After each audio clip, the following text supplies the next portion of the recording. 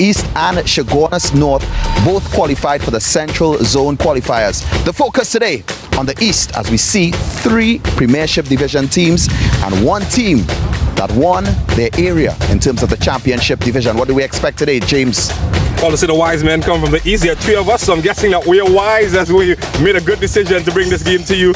St. Augustine Secondary, a team with so much history coming up against Trinity East. Not a big history in terms of football for them, but it's a big occasion, the semi-finals. I'm quite excited. Colin, what do you have to say? Yeah, James is right. It's a big game here today for Trinity East, but you know, the form they are showing in the Premier Division, I expect them to pull through. Unfortunately, the Green Machine has been absolutely awful in the league. You know, Intercol is, we always say Intercol is a different game, and they're going to probably try their hardest to lift their standard, fight the game, but somehow I don't see them pulling through. All right, well, let's see how these teams got here through the quarterfinals. Well, okay, well, so, yeah. All right, well, gentlemen, we see how the teams got here. What can we expect today from Trinity College East? Well, they're going to play their normal. They're tight at the back. They normally don't give anything away. They play the ball wide, and of course, Exactly. Coaches.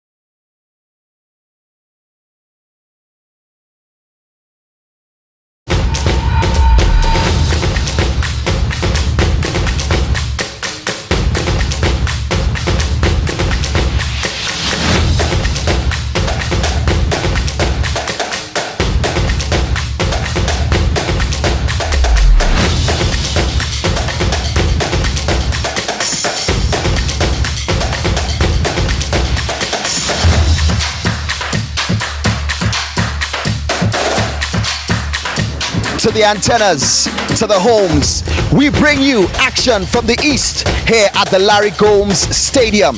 It is the Coca-Cola Intercol East Zone semi-finals. We have a doubleheader for you today, and it starts off with Trinity College East versus St. Augustine Secondary School here at the Larry Gomes Stadium. The weather conditions that these young men will play under: 29 degrees Celsius is the temperature, humidity index at 78%, so it does feel quite warm, and wind speeds at 15 kilometers per hour. My name is Hans Devines. Joining me on the pitch, James Saunders and Colin Murray. Yesterday, we were in the Central Zone. Carapachima East and Chaguanas North both qualifying. We saw a total of 14 goals in Central.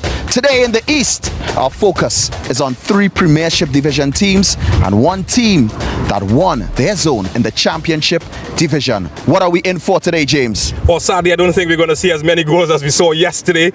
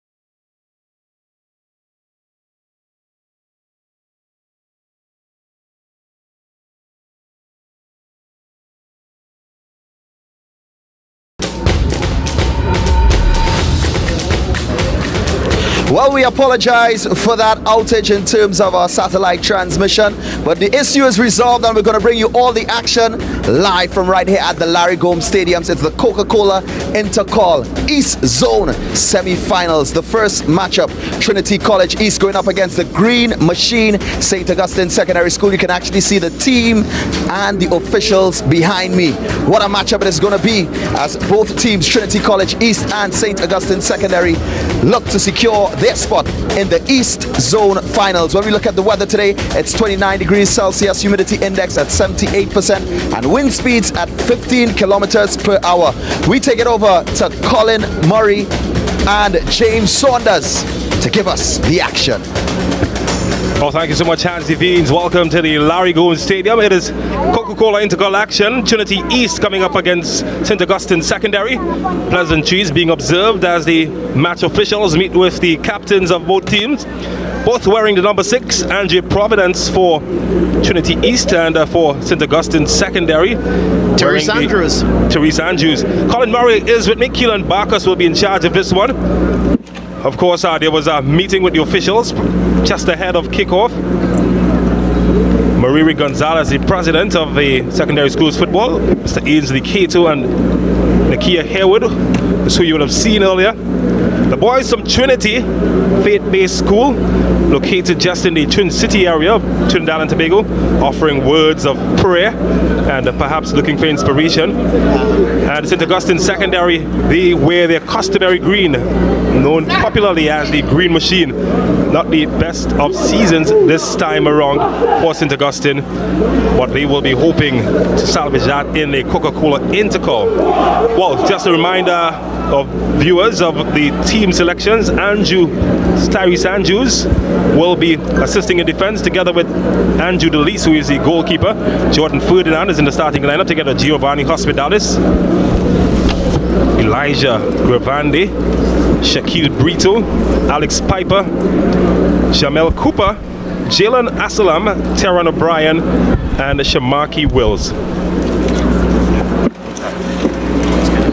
For Trinity, Brandon Dariample, Josiah Daniel, Anderson Barnwell, Nicholas Whiteman, Dexter Kroll, Angie Providence is the captain, Kaleem Prince, Jonathan Emmerich, Jeremiah Frank Williams, Jaheim Fostin, the national youth player, Joshua Figaro, and Riley Hill.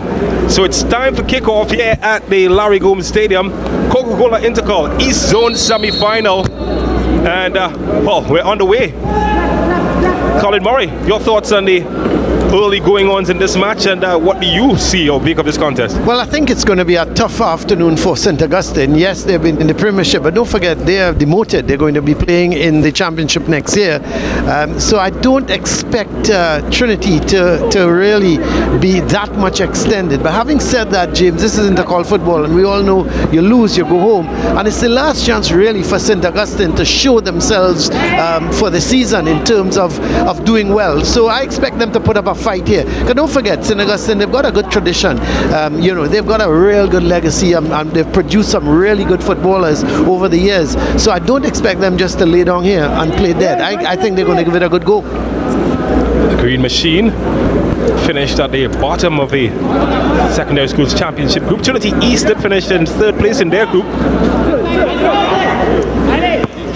Well, they tried to mount the first attack and can't get it past the last line of defense for St. Augustine Secondary. You mentioned St. Augustine Secondary having a very well rounded tradition of producing players at the national level.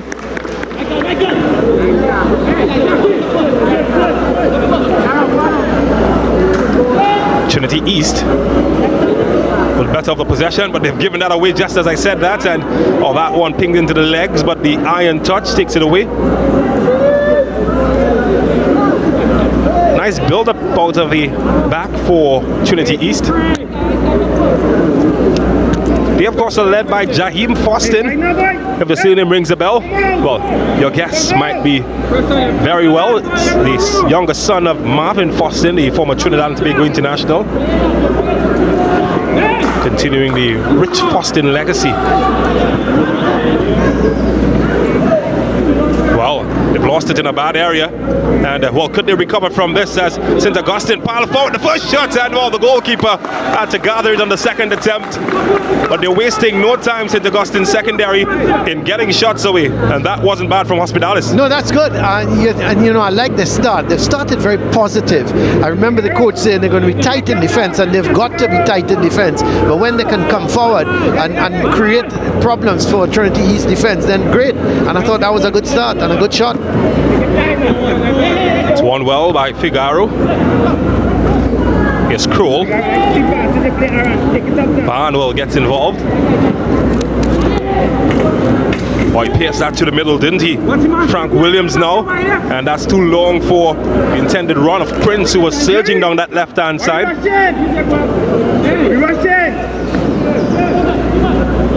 Brito. Nice conditions here at the moment, James. It's a little bit sunny, but pretty overcast, and I would think the field, it's just got that nice little slick. So when the ball is played, it's going to run on nicely, and this should make for good football. I was going to say brilliant conditions. Yeah, it's sunny, but it's cool enough to play. That's right. That's right. There was a little drizzle just before the kickoff, and that subsided. And when you look across to the east, it's all nice blue skies and that sort of thing. So we should expect a good afternoon, and the conditions, the field looks in good condition. Larry Goins Stadium, of course, one of the 5 stadiums rather, built around the country for the Under-17 World Cup that was hosted here back in 2002, was it? 2001. 2001. And the nice thing about it, all the stadia, they were named after iconic sports, and not only just cricket, because this is the Larry Goins for cricket. You have Atto Bolden for athletics, Dwight York for football, Manny Ramjohn again for athletics, and then of course the Hazley Crawford Stadium. You know, but it's it's nice to spread it around. And Larry Goins, of course, the man born in Arima, bred in Arima, played for the East, then went on obviously to have a distinguished career playing for the West Indies. How they would love to do with a Larry Goins now. Oh, certainly. Did see him a couple of years ago. He is currently resides in Canada. Did take a trip with Larry Goins at one time to the Cricket Champions League, and I tell you what, he's a big celebrity in those parts. Oh yeah, he is. And very quiet, very mild-mannered. You know, when Larry talks, you got to sit up and listen, because he's very much an introvert. He's very much to himself, but loves a good little old talk. Loves the horses. You know, again, coming from Arima, Santa Rosa Park was very close to home, and you know, he would head there and take his little flutter, I suppose, on the horses. I don't know if he was successful, but to me, if you keep going back all the time, you must have some sort of success, because you work hard for your money to keep giving it away. Arima is the easternmost borough in Trinidad and Tobago, and well, it boasts a wide array of sporting personalities that would have come out of this area. You think of the likes of Kevin Molino, who started at the Arima Boys Government. Sunil Narayan is from Arima as well. You know, just going back to Larry, going back to Larry, the famous Gomes brothers. There was Larry, there was Sheldon. Sheldon was a tremendous footballer as well as a good cricketer, played for QRC. And then there was Lester, you know, Gregory. They were really Randy, who actually played youth cricket with me. A fine all-rounder, went to St. Mary's. So you know, Arima has produced so many great sports personalities over the years. Well, still goalless. We've played 6.5 minutes so far here at the Larry Goins Stadium between Trinity East and St. Augustine Second. Oh, this is a good run here. And he could get a shot away, just couldn't get the coordinates right. Jaheim Fostin did everything right besides the finish. Yeah, which is surprising for him, because he's normally on target, and he made the run. Now he's a danger man. Let's face facts. St. Augustine, they've got to pay close attention to Fostin. They got away there with one. You know, he's not gonna. They're not. Look at the angle was too bad. You know, it's impossible for him to score from that angle unless it went straight through the keeper. But they got away with that one. He should have squared it back. I tell you, if they continue to give Fostin that kind of room, they're going to pay. Chaim Fostim does play for the Trinidad and Tobago youth national team on the 17 level. On the 20 as well. Such a talented player.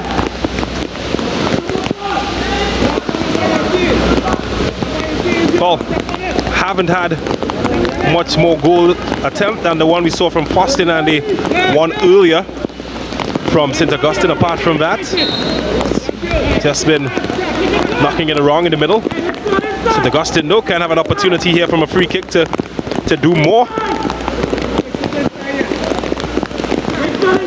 And well, for a second, Assalam looked like O'Brien was looking like he was going to line this one up.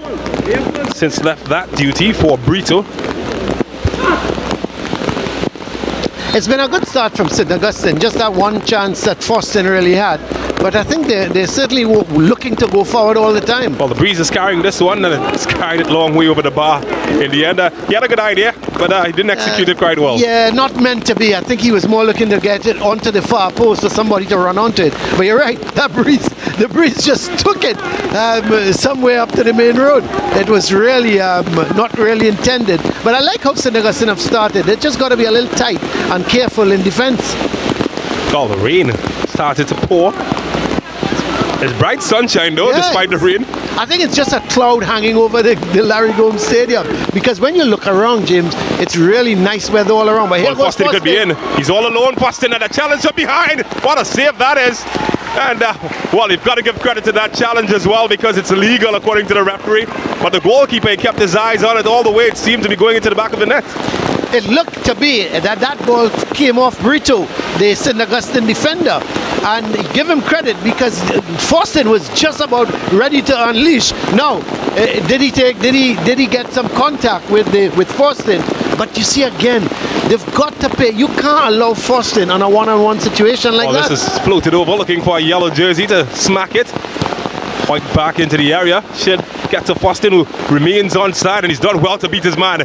There's space and time to pick out a pass here, Fostin, and well, he sent that into orbit when all he had to do was knock it into the back of the net. Barnwell is a left back, James.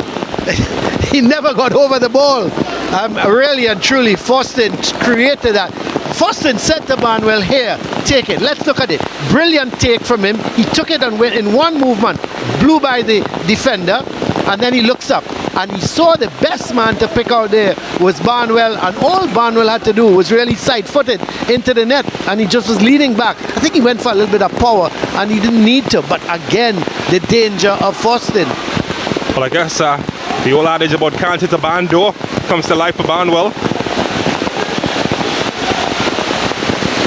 Here's Fostin. He's involved in everything good for this team, and he's sent his man forward, and heavy challenge. And well, play is allowed to continue. But again, Fostin is really at the handle of the controls at the moment.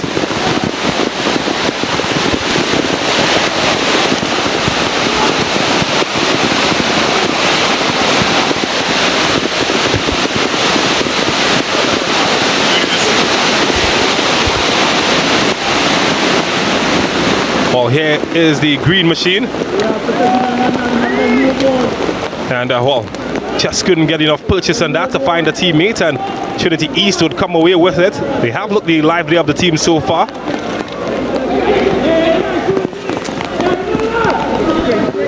Well, that should be too heavy. Thought he saw the run there of Daniel. Daniel not on the same page as Prince, and goes for a throw.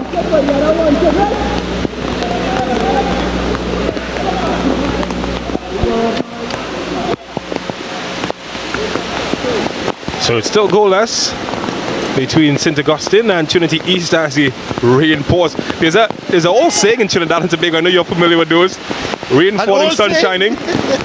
Well, no, but it's really, this one is strange because you look all around to the right in particular, it's all blue sky. I mean, it's incredible. And it's just over the stadium. There's this heavy cloud and it's bringing the rain. Well, thought you were going to say something about a monkey being married. If you're from Trinidad and Tobago, you know exactly what I'm talking about. If you're a certain age, at least. That's a foul.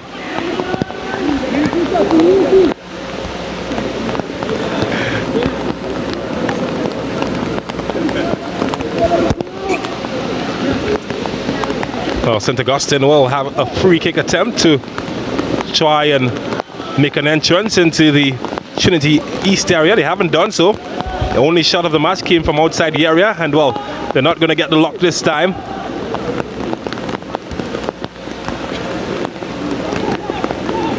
Well, he just bullied his way to take that away from him, Barnwell. Well, it's a heavy touch there from Providence, and almost gave away a corner. He does, in fact, give away a throw now. Yeah, careless on the part of Providence, actually, the skipper. The ball was played back to him. He took his eye off the ball, I believe, to just see where his left back was. And in so doing, it went under his boot. And he was lucky to survive in terms of not giving away a corner. But in the meantime, it seems to be a man down in the middle. It could very well be Wills. Shamaki Wills is the man down. Not sure what happened with him.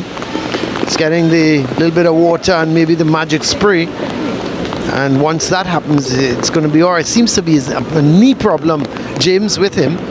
But I thought you were going to say the water is the magic. Water. Now, actually, it's not Wills. It seems to be, let's see, the man there. It looks like Piper, the man, because he's making his way off at the moment, because he's got to go off before he can come back on. So it is Piper, the man off. Well, play will be allowed to continue. St. Augustine throw, just not connecting with a green shirt. So all the green shirts were having water at the moment. Strange. Or maybe here they can get something. It's well won back by Trinity East to look to attack to Fosting, and this is a foot race that he could win here. Fosting gets there first and couldn't get it around the goalkeeper this time. And he might have won a corner. He has won a corner. Where was the keeper going, James? Come on, you're a goalkeeper. I mean, a defender was on top of him. There was no need for him to run. Look at this. Where is he going? He has no chance to get the ball. So he just stands there, really and truly. And luckily for him, it was played out for a corner. And that's the thing. We've seen so many times, James, not only in secondary schools league, in football in general. Oh, this looks good. Oh, the scorpion kick looks fancy. Not effective though, but it did look aesthetically pleasing. Yeah, we've seen so many times in football in general. Let's just have a look at is it the scorpion kick? Not too sure whether it's the scorpion or rabbit or whatever. But anyway, at the end of the day, James, you know, I have seen defenders on top of forwards running with the ball or going to goal, and the defender is shackling him, and all of a sudden the goalkeeper comes out for no reason, as if he feels, well, 2-on-1 is better. But he ends up 9 out of 10 times in no man's land. To his credit though, he did cut the angle significantly.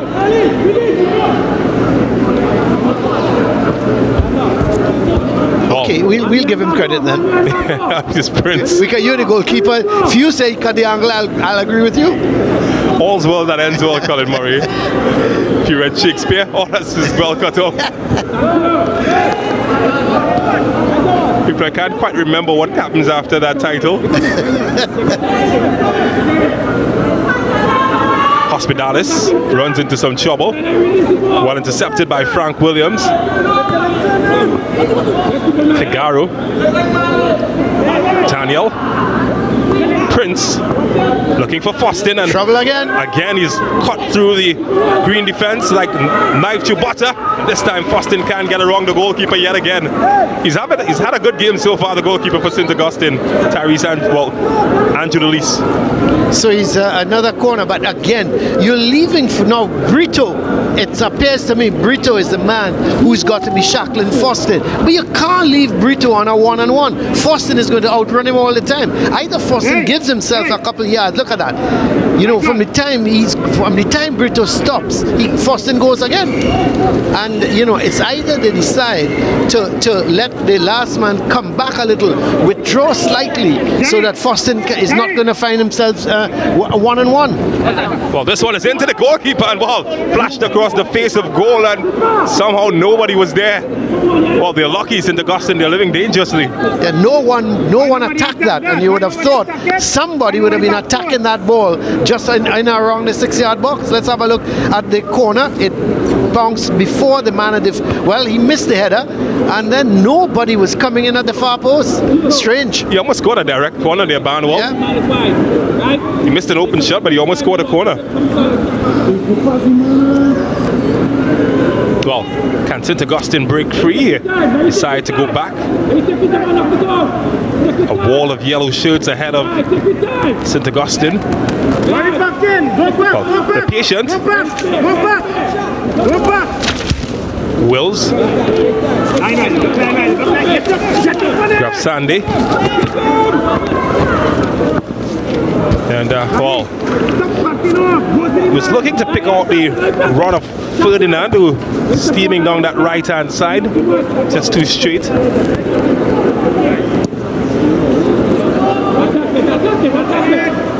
Who's going to win this one? Hill gets his big body in the way. And turns like a top. Riley Hill tends to play wide for Trinity. He's had a double a brace in the last game. Tends to be very wide. He is the one who gives Trinity East the width, James, on the right-hand side. And then you've got Prince giving them the width on that left-hand side. And they're pretty effective. And then Faustin, of course, going straight through the middle as they playing the strike-up. Certainly a well-coached Trinity East. Dwayne Davis, the head coach. They've got the experience of Trevor Nottingham, who is the goalkeeper coach, and Hayden Martin, who's a technical advisor. Hayden Martin, of course, is a coach's instructor here in Trinidad and Tobago, well known. Yeah, he was at St. Mary's many years ago. Actually, when he was coaching St. Mary's, I was coaching Fatima. And was that the time you lost? No. We lots of stories on that, James, and I wouldn't go into it here. But we actually went to school together, Hayden Martin and myself. He is an old Fatima boy, and then he went across to coach St. Mary's, and I used to tease him all the time that he's gone to the enemy. But he had a very successful stint with St. Mary's, and then he went on to be a technical advisor to quite a few secondary schools. Yes, right. Perfect.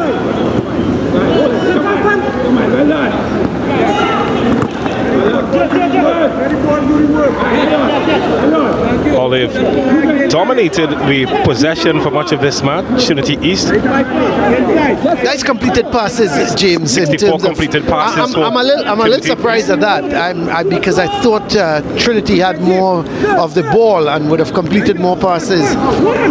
Yeah. So St. Mary's So Trinity East has more completed passes. Yeah. Trinity East, of course, which is expected. They're more direct, so you can expect that pass completion may not be very high all the times because they're taking more risk. St. Augustine, though, only 50% pass completion, only half of their passes, 1 and 2 passes.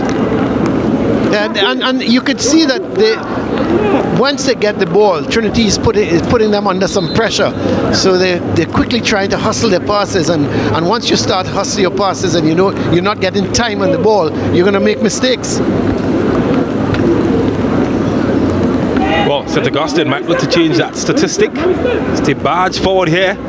Will this be a completed pass? It is a completed pass. One of ones to complete the finish as well. Just couldn't bend it enough to sink into that far post. Yeah, Jamil Cooper was the man who should have put it away. He was right, he was in position. Everything was right about that. Let's look at the run. The run was good. The pass back to Cooper was excellent from the byline. He just couldn't keep it down. But here goes Trinity East. Riley Hill trying to find his man out wide. Not this time. Or maybe no. Hill.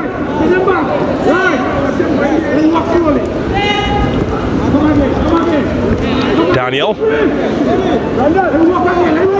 Figaro. Prince. Loses possession, but he wins it back. Prince. And, wow. That was very airy-fairy in the end. Ready? Didn't quite drive it down at goal. Prince got himself into a wonderful position. You went well inside. You threw him inside and he's free. Get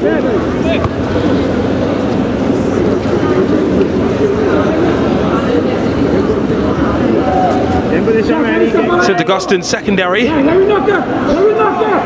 Green Machine several times East Zone champions. A long way from that these days, but it's always a cycle in secondary school football. You have teams that had their era, and then another team rises after that. Yeah, St. Augustine for a long time ruled the East and even went into national finals and did very, very well. And I remember one final, I keep harassing my good friend Tony Gray. You know him well, James. They call him Anthony Hollis Gray. That's your best friend, isn't he?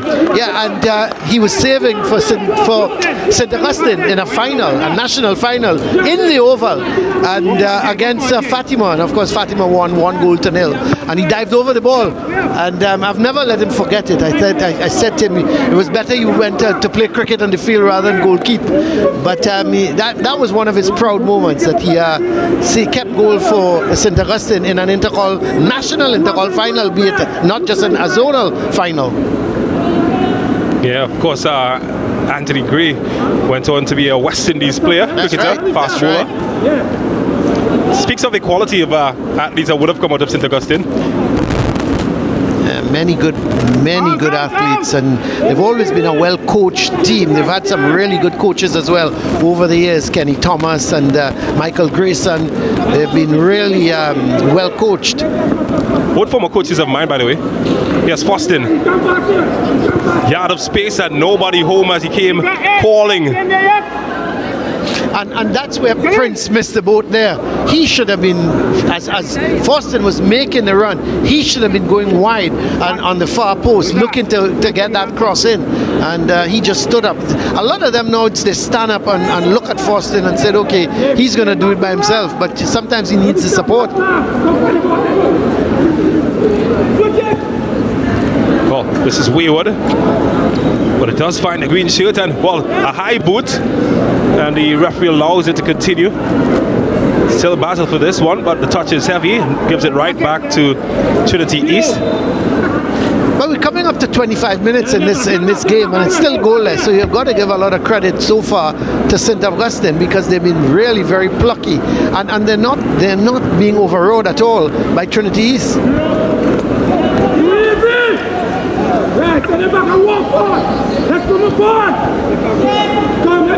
So roll all the way through to Daniel Hill. But he's fortunate that he has the support to pick up the wayward pass.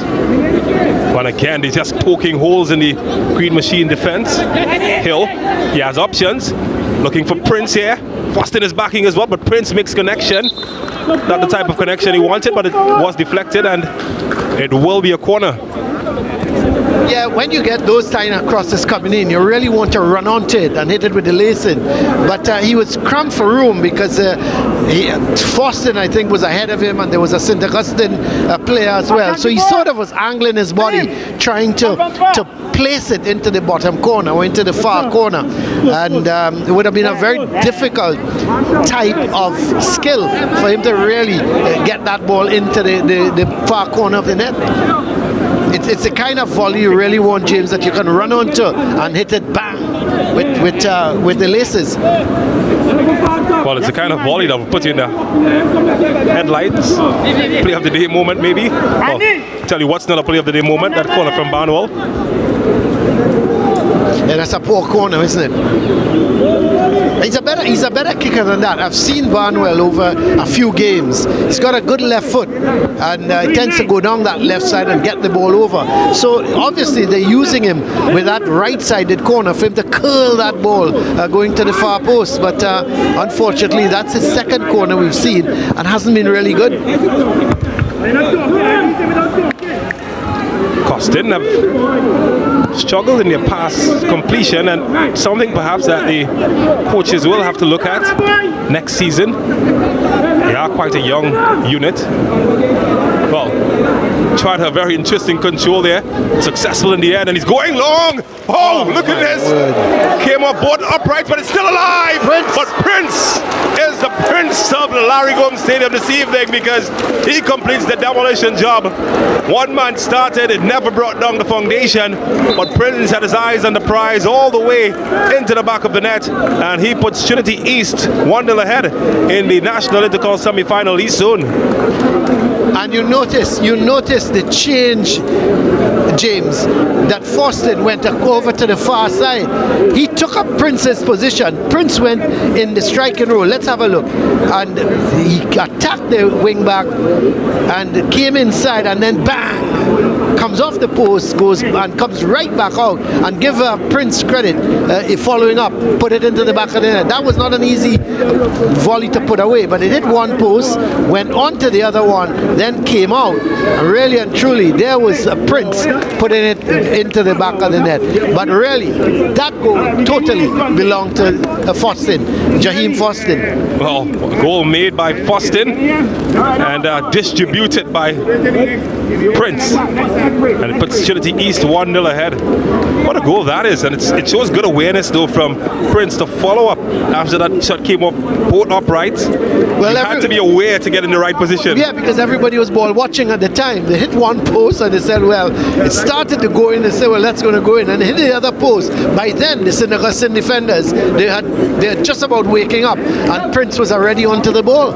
And but Trinity deserve it. And we've said before the start, we said at the start, we said during the first 15 minutes, Jaheim Foston, they've got to pay close attention to him. If they don't, he's going to make them pay, and he's made them pay. Certainly has. Well, how will the Green Machine respond to that last assault? They mustn't drop their heads, though. Because they started well, and they've got to pick it back up and keep running at the Trinity East team. Make their chances. They had a wonderful chance through Cooper, who hit it over the bar. So they have created a couple chances. So they shouldn't just, bow their heads and think, well, they're beaten. It's a long way still to go. We've got, another 61 minutes left in this game. So it's a lot of time for St. Augustine, the Green Machine, to come back into it. Well, the Green Machine, they certainly dominated the early 2000s. In fact, from 2001 to 2012, they won 6 East Zone titles, including 4 consecutively from 2005 to 2009. So they are a team that have a historical pedigree, but at the moment you're looking at pedigree, and you've got to mention Trinity East here, head and shoulders at the moment above St. Augustine. Here they go again, Riley Hill. Oh, that's a heavy tackle, a good tackle as well. The coach did say before the match as well, he felt that his young charges have improved, and I don't think many people can disagree that they have improved somewhat St. Augustine. Yeah, they look a little better here than the last time we've seen them. The thing with them, they've leaked goals at the back, and that has been their problem. I mean, even against Valencia, they were down at one stage. They were down at one stage 3-2. It went to 3-all, and then it suddenly ended up 6-3 in favor of St. Augustine. But when you leak 3 goals in against a championship team, you expect when you come up against a Premier Division team, it's going to be even tougher for you. Daniel will take the corner. But what's happened to Barnwell? It's the third corner ticket that we've had. Barnwell, of course, replaced Foston, who I thought is delivering some excellent corners. That's right. Oh, this isn't bad from Daniel. And he picks out a yellow shirt, but he just couldn't find the target. He picks out Foston, in fact. Yeah, but the tall figure of, who is that coming from the back? I think the tall figure of, is it Riley? The tall figure of Riley, he's easily 6 foot plus. Figaro was in there as well.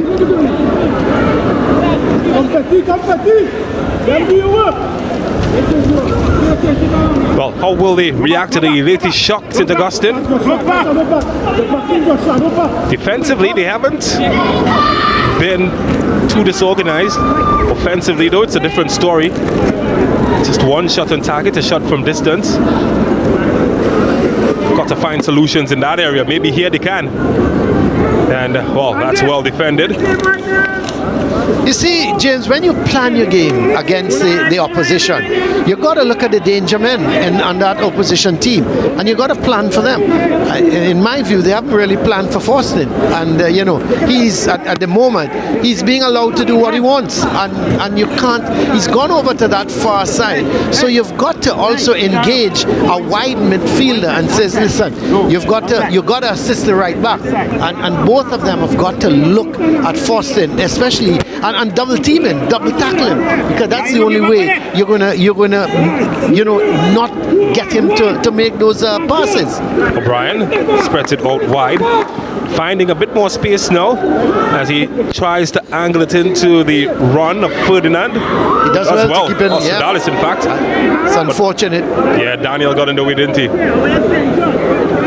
Hasn't been a bad player, Daniel, the right back for Trinity East. He's been quite active on both ends of the field, both in defense and attack.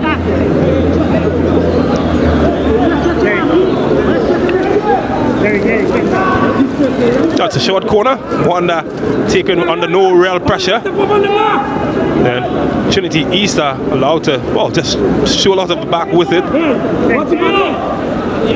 And they come forward, they're getting lots of spaces now. Yeah, and he's needed no space as he made his own as he ran past the man. Well, dancing classes now, and a heavy challenge in the end, and it gives away a throw very close to the corner flag. And that's one of Barneswell's trademark runs. He tends to go down that left side. He's obviously got the permission of the coach to use the width of the field, go down that left side, get the ball over. And we've seen him in a few of the games do that repetitively, going down that left side and getting the ball over. Here, I think he just lost a little bit of control of the ball and it ran away from him. Alton Augustine, they're finding some space of their own to push forward. Well, he's got numbers ahead of him and he can't get past any of them despite their dancing feet. He should have done well, because look at Barnwell. Barnwell was the one who was out of position, and that's why they had so much room. And when you get that type of room, you've got to capitalize on it. Well, that's well won back by Trinity East. Frank Williams.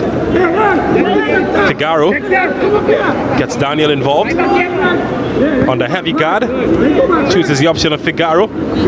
He's looking for options. Movement ahead of him is Prince, and he chooses the right one, in fact, as he tried to get it back into Frank Williams, who was well marshaled.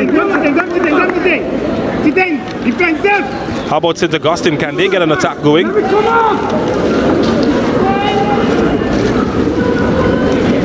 But he hasn't had many passing options, and that one just proving it cut out by Riley Hill, who then proceeds to give away possession. So just a bit scrappy the game has gotten in the last few minutes. Both teams giving away easy possession. Stop and just study how the ball can come your way and then go do that. Keep playing. Oh, there's a man down. Yeah, that's Hospitalis, yeah. Wonder what happened. He just went down. What? Not sure if he's cramping. But there shouldn't be. We're just 35 minutes in the game. I'd be very disappointed if he's cramping up already. It's a hot day, but still. Does look like he suffered a knock though. The magic spray comes out. The magic spray comes out, works wonders. But I don't think the players will mind though, as they make their way across to the various technical areas. I think it's an opportunity to get some hydration. It is quite hot. These matches do start at 1:30 p.m. local time, just after midday. Yeah, but they've got to be careful because it's not an official water break. The referee can restart the game anytime he wants. That's a fair point. Well, seems very sporting though, the referee. Yes, he's gone way down to the goalkeeper. Is it that's what you mean? Well, play will restart, and Hospitalis is still off the field, but he's back on his feet.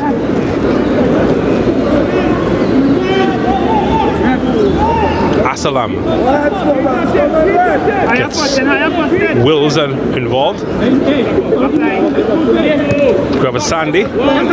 Hospitalis, who's back in action, and he proceeds to give away possession just as soon as he came on. Well, they can't open his space here. Frank Williams. Prince is ahead of him. He does find Prince. Gets Riley Hill involved. He has to be quick. Samuel gets past 2, but he doesn't get past the 3rd. And give St. Augustine credit there, James. There were 6 green shirts starting to pour back. When Prince gave that ball to Hill, there were 6 green shirts. And there really were very few options for Hill. Have been pretty organized defensively. Just not convinced of the attacking prowess just yet, St. Augustine. Yeah, at some point in time, they'll have to decide when they've got to throw it. Obviously not now, because the game is still young. But this man, Cooper, he needs some support up front, because at the moment, you only got Cooper there. And we really, from a St. Augustine perspective, they really need to get some more striking power. Well, it is a foul against the Green Machine. It's taken by Whiteman. Riley Hill, 1v1. This is where he thrives in these types of situations. He's got Daniel overlapping. Gets Figaro involved. Back to Riley Hill. Well, need to move the ball a bit quicker. The instructions from the bench, and the first attempt to do so, they give away possession. Well, they're battling for this one, and the green shirt winning this one. Well, just out muscle, wasn't he? And he's going to be taken to the cleaners here, and they're going to look for a shot. And here's a shot that gets the far corner. The goalkeeper might feel he could have done a bit better, but the shot, you can't fault it for quality, and it's the quality that puts Trinity East 2-0 in front.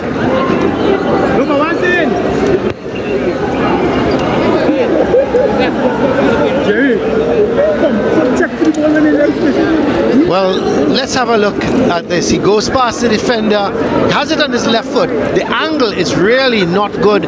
He went to the left of the keeper, going down into the far corner. But really and truly, you would expect the keeper to do better. He was, to me, he was hugging that first post a little too much, and he gave the angle for Frank Williams to go to his left into the far corner. And I think if he looks back at that, goalkeeper Delise, he would be disappointed that he did not save that. Positionally, just not hitting the mark there, goalkeeper Delise. Not taking anything away from the strike, though. It was a very good strike. It was a good strike. There's no doubt about it. The angle, he did well, Frank Williams. He got past the defender, and he aimed for that far corner. But I just saw the goalkeeper, his positioning was not good enough. And once he got beaten, then he was going into the back of the net.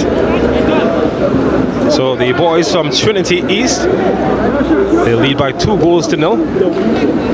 And well, had to do it, come around well, Wills, clear the danger. But he's given back the possession quite cheaply to Frank Williams. The scorer of the second goal is Fostin. Yet to get on the score sheet, Fostin, but he certainly has been a clear and present danger. The thing is, they can't concede again before half. It's 2-0. They need to go back in. They need to go back in at 2-0. And if they go back in at 2-0, it means the St. Augustine coach can sit down and chat a little bit to his team, tell him where they're going wrong, what they need to do to pick themselves up and go back in the second half. If they go another goal down, I think that's going to be cleanest for them. Before half time, that is. So 5 minutes remaining in the first half of this contest, one thoroughly dominated by Trinity East.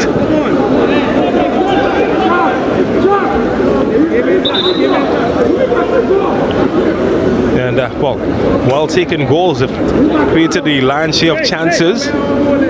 A team from Twin City, situated just behind the Twin City Mall, a very popular shopping destination here in Trinidad and Tobago. Yeah, and just further up, I see there's another huge mall. I know you're a man, you're into fashion and all these things, James, so you would know about all these malls. I see another huge mall going up somewhere up in the back there. I don't know the name of it, but it looks humongous. Yeah, it's right next to the school, in fact, walking distance. From the school? Yeah, wow, what a joy it must be to go to school near a mall. Yeah, only thing is when you go to school, you're not supposed to have all that money. But it Can't have everything in life going your way, does it? Thing is, James, when you're that young, you need the money and you don't have it, isn't it? Always looking to buy. You have something. the energy, you have everything. Just not the funds. Oh, that's clever. And that's even better, but this time he runs into traffic. Pace of the game has slowed down significantly. The hot conditions might attest to some of that. Figaro. Oh, that's a Moses-like ball, but this time he didn't part the sea. And this one, long, looking for that man Cooper to get involved. Not accurate enough. They need to get somebody up front with Cooper. If they go in at halftime 2-0, they need to get somebody in with Cooper up front. And even if you're going to play these long balls that Cooper is going to get onto, he's got to be able to knock it off to somebody. So they need to get a second man up front. I heard the coach, I thought he said they were playing with 2 strikers. But so far, we're only seeing Cooper up front. They've got to get another striker up front at the start of that second half. Well, they have a set piece where they can't dump it in the area. But he dumped it off the field, didn't he? Needed a compass for that one because didn't have his directions in check. Yeah, he's disappointed. Knows he could have done better. And well, the errors continue, this time from Trinity East. And St. Augustine will have another opportunity.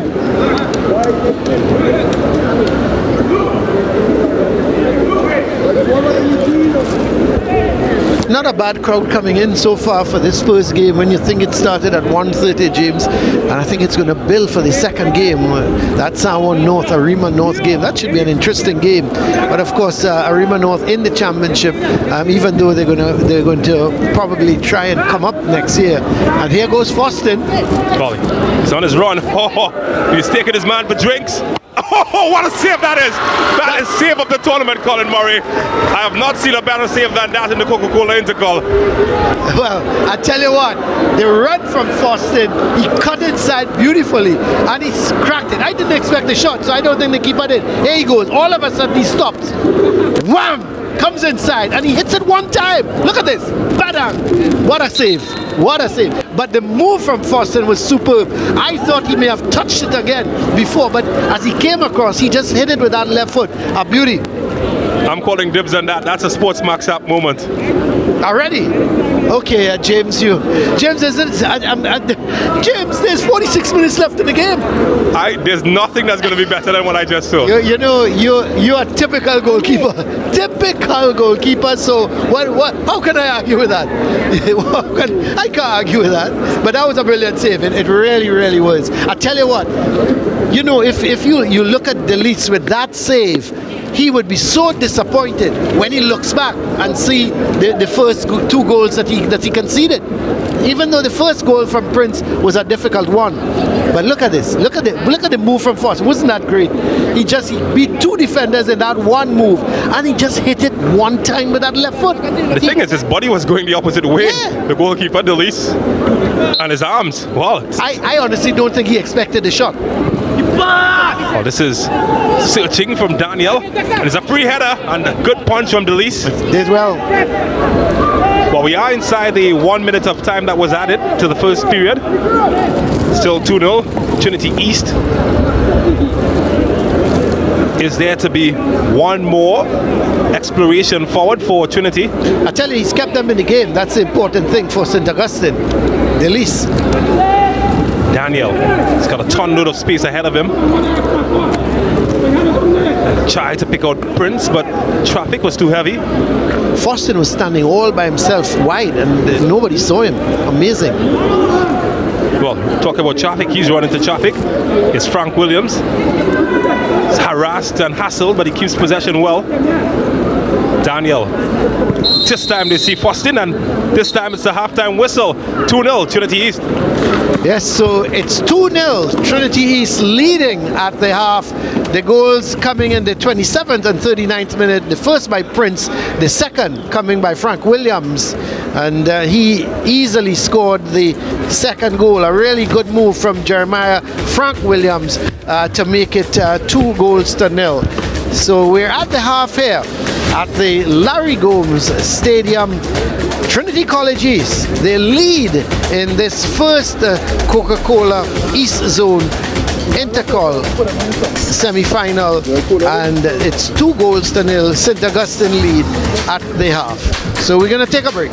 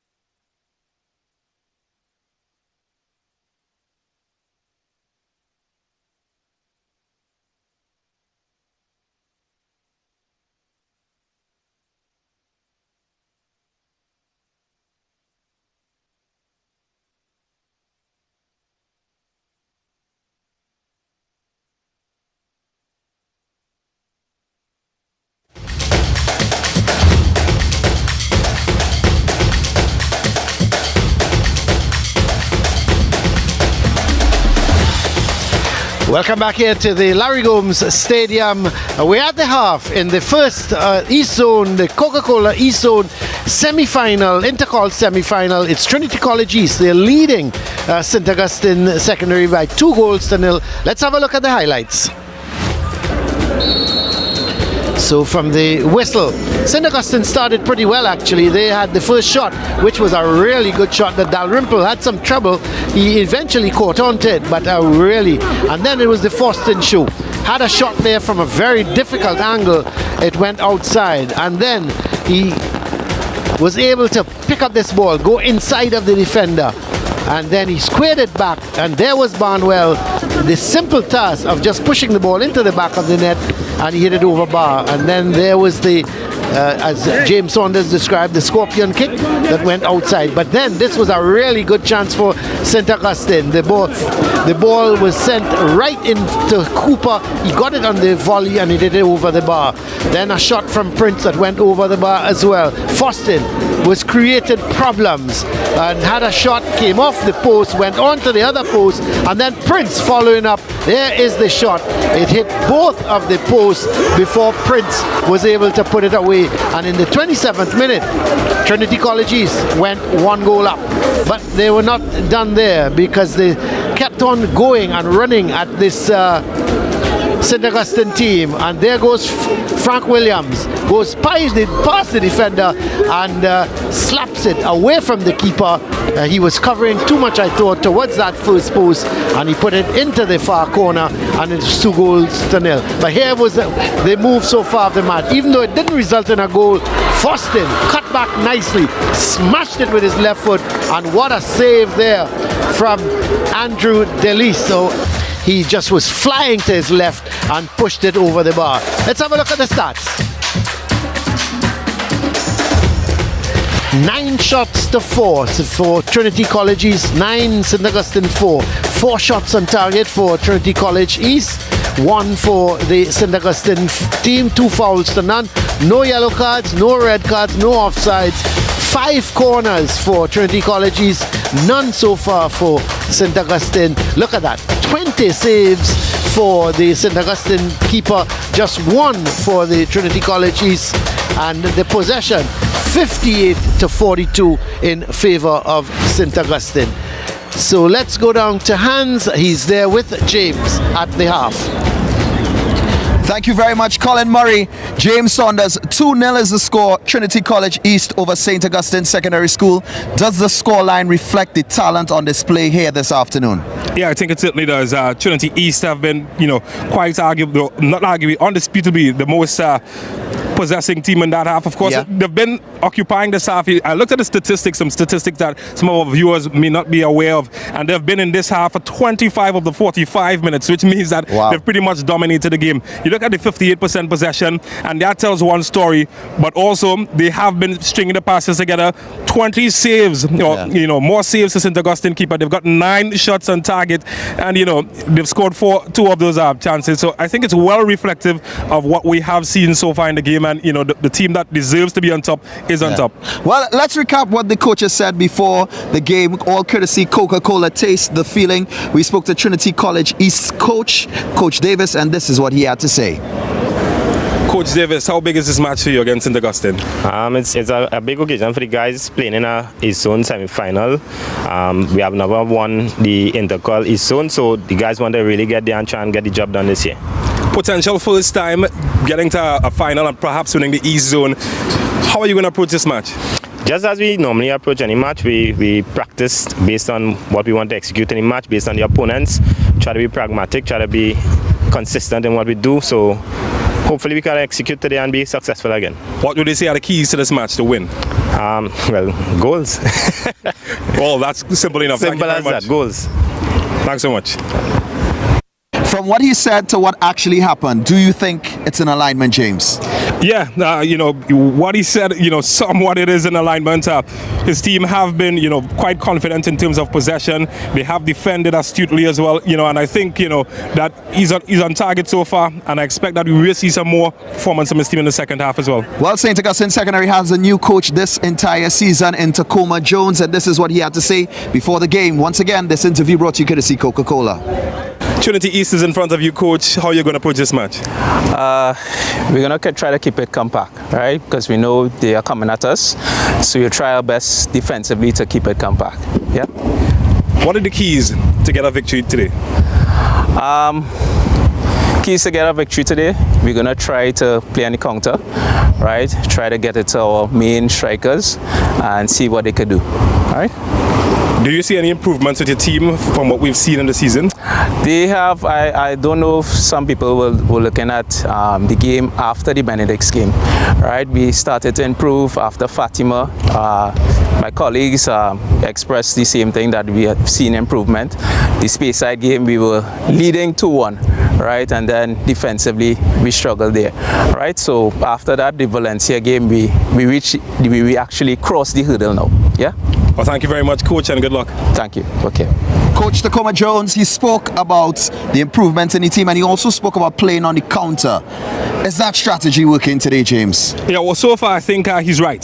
This is a team that has improved. I saw them early in the game against Naparima College, early in the season, and it's a different team that I'm seeing today. Yeah. I think defensively they've been pretty organized so far.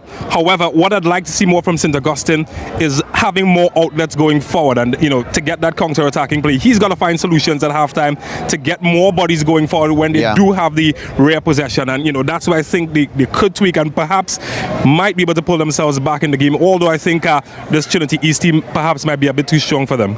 All right, well, we'll find out if St. Augustine Secondary can find some glory in the second half. Score confirmation here at the Larry Gomes Stadium. Trinity College East 2, St. Augustine Secondary, the green machine, unable to find the back of the net. We'll be right back with more COCA-COLA Intercol semi-final East Zone action.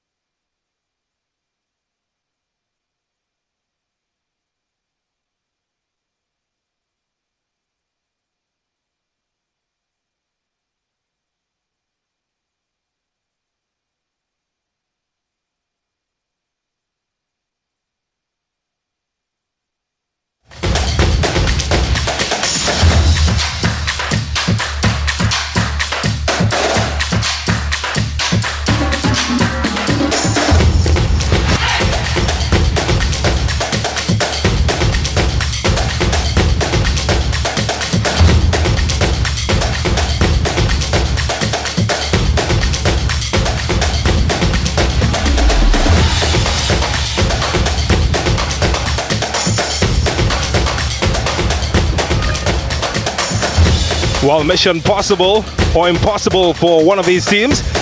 Trinity East at the moment, it's all possible. We'll lead by 2-0 against St. Augustine Secondary. 45 minutes separates the winners from the team that will move into the final next week. James Orders is my name. Welcome back to COCA-COLA Intercol action here at the Larry Gomes Stadium. I'm joined by Colin Murray, and we've seen a first half dominated by Trinity East. What are the keys to the game for both these teams in the second half? Well, the thing is, St. Augustine has got to do this. They've got to be a little tighter at the back. Got to watch Faustin. I've been saying that from the minute one. He is the danger man. Prince is a good player coming wide from the left. Riley Hill is also good coming wide from the right. But Faustin is the danger man. He's the man that's going to run at the defense. He's the man that's going to create the chances. He's the man, if you give him the opportunity, he's also going to take the chances. We've seen two shots, one that resulted in a goal and one that brought out a tremendous save from Delise. You know, so he's the danger man. They've got to pay a little bit more attention on him. Even when he picks up the ball, they've got to look to double tackle him. And having said that, they've now got to push forward. He talked about counter-attacking, but when you counter-attack, you got to have numbers going forward. You can't counter-attack with one person. So he's got to get somebody up front as well with Cooper. Once he does that, who knows? If they can get an early goal in the second half, they can probably put the Trinity East defense under some pressure. And you know, once the score gets to 2-1, anything after that is possible. So the team's all lined up and ready. Of course, Coca-Cola, the official sponsor of the Intercol. And what a tournament, a prestigious tournament of the years here in Trinidad and Tobago. Premier knockout competition of the Secondary Schools Football League. I think St. Augustine have made a substitution. It seems number 2 has come on.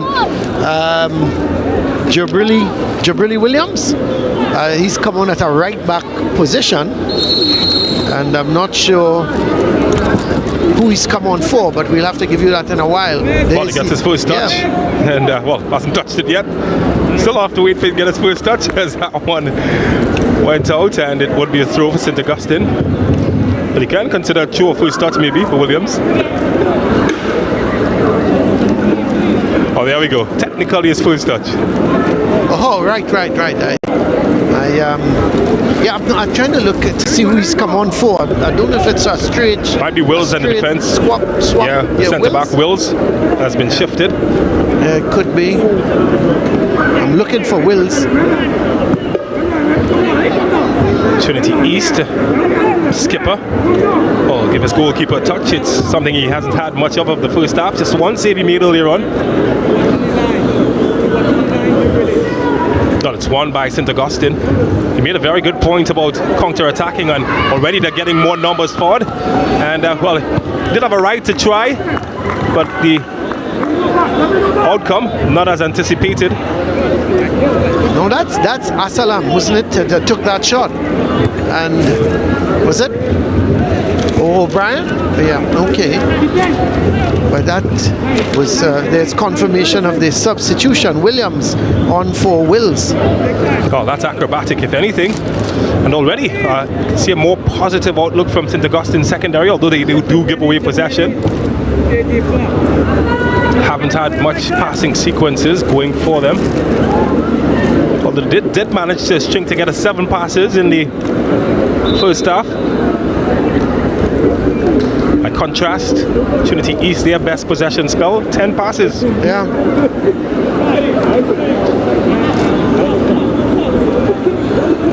So it will be a corner, or throw rather, for St. Augustine Secondary, deep in their half. Now can't get it past this Trinity East shirt, and trouble could open up here. He's fought well to win this one. Prince has some assistance from Riley Hill, just swings it across the area, and the goalkeeper is quite grateful to see that one roll out harmlessly. Well, it's a corner. So is it? Yeah, it took a deflection, and obviously Delise didn't realize that because he was very casual, never tried to hustle to get the ball. But it's going to be a corner for Trinity East, a left-sided corner. So I'm a little surprised surprised because it did seem when Hill took the shot, it did seem to me that there was some kind of deflection. But I thought the younger eyes of Delis would have been better served. But obviously it wasn't James. Daniel at the back door. Is anybody home? Well, there was. Just couldn't find the target. And it will be a goal kick this time, although might have had his instep stepped on. Goal scorer, of course. And well, take his time here. Seems to be a collision as well because Gravesand is also down as well. So both medical staff will have to attend to the players on the field at the moment. Didn't exactly see what caused the collision. I'm sure we'll have a better look in a minute.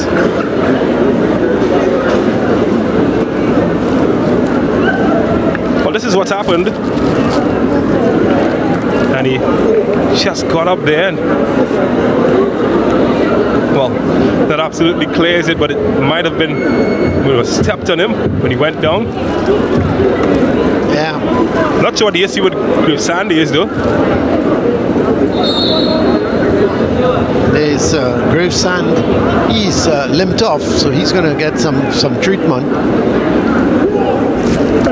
Well, players restarted and St. Augustine in a positive fashion tried to get it forward. And it's well defended. It will be a throw. Well, absolutely more positive than what we saw in the first half so far from St. Augustine. Well, it seems that O'Brien is pushing up now. He's abandoned that defensive, well, the midfield role, and is more pushing up to support Cooper, and he's got to do that. But here comes Trinity East. Our space has opened up nicely here for Frank Williams, and he has a goal that isn't too far from the top corner. Well, it took a few breaths away here at the Larry Gomes Stadium. It's not a bad effort from Frank Williams. He got it under control. That's another good move from Trinity East to go up that right side and a pinpoint pass inside from Riley Hill, and there's the control. He looks up, has the time and the room and to hit it, and unfortunately just didn't hit it on target. It's good to see he's back on his feet though. It's down for quite a while earlier. Well, when you're at this age, seem to bounce back and recover really quickly. Something that you don't have forever. No, it doesn't. As you get older. That's true. Very true. Well, here's young Foston. I reckon he might fancy his chance from this distance. It's a long way out. Is he really going to go goal from here? Well, not sure if he attempted a shot or a pass, but he's given St. Augustine a chance here, and it could be away, but Boston illegally intercepts. That he had to do that, didn't he? Yeah, Cooper did well. Cooper, the thing with Cooper is if you give him a little bit of room, James, you give him a little bit of yard, he's got some pace, and once that ball goes in front of him, he's going to run it down, and he's a good player, Cooper. He just needs, to me, he just needs some support.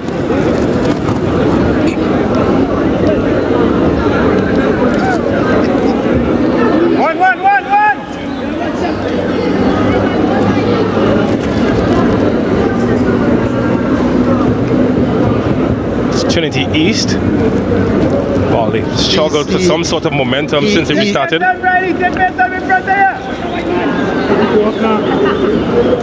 There is Marvin Foston, the former strike squad, and of course the father of Jaheim Foston. And actually 2 seats away from him, there is that ball going over the bar. 2 seats away from him is Wayne Shepherd, and Wayne Shepherd of Fatima, coach of PAS. He's played for Fatima. He's also the vice president of the Coaches Association to the right of the screen. Yeah. And what if you span a little to the right some more? You'd see the Fatima coach, assistant coach, Stephen Williams is also there. Yep, they're Scouting. Yep. Well, the thing is, the winners of the North Zone, and I don't know if Steve Williams counted his chickens before the hatch, but the winner of the North Zone, I think, meets the winner of the East Zone. So it's interesting that he's come to have a look at these two teams. Yeah, with scouting, aren't they? Well, you got to know what your opposition it looks like and the strengths and weaknesses of the opposition. Because I've always said, James, no matter how good a team you are, you got to also know the weaknesses of the opposition and the strengths of the opposition, because they can hurt you. Well, Bandwell would look to swing one in. They've lacked a bit of fluency that we saw in the first half. Trinity East in the second. It's Cruel. Well, they've lost it to St. Augustine, but Cruel does well to win it back. It's a bit of a stop-start so far this second half. Some of the passes going astray. This guy on the ball now, Riley Hill, he's a good passer of the ball. So as soon as I say that, he give it away. But he tends to be a good passer of the ball, tends to come in wide from that right-hand side. So he's a bit of a danger. Well, they did get in excess of 190 touches in the first period. Trinity East. That's a nice ball from Boston. Good defending. That's Brito, isn't it? Yeah, looks like Brito. He's had a good game. He's had it tough because a lot of the times he was in a one-on-one situation with Forston, and Forston is very speedy. But Brito has done well, I think. He's really defended well. So it's a corner. Will be taken short.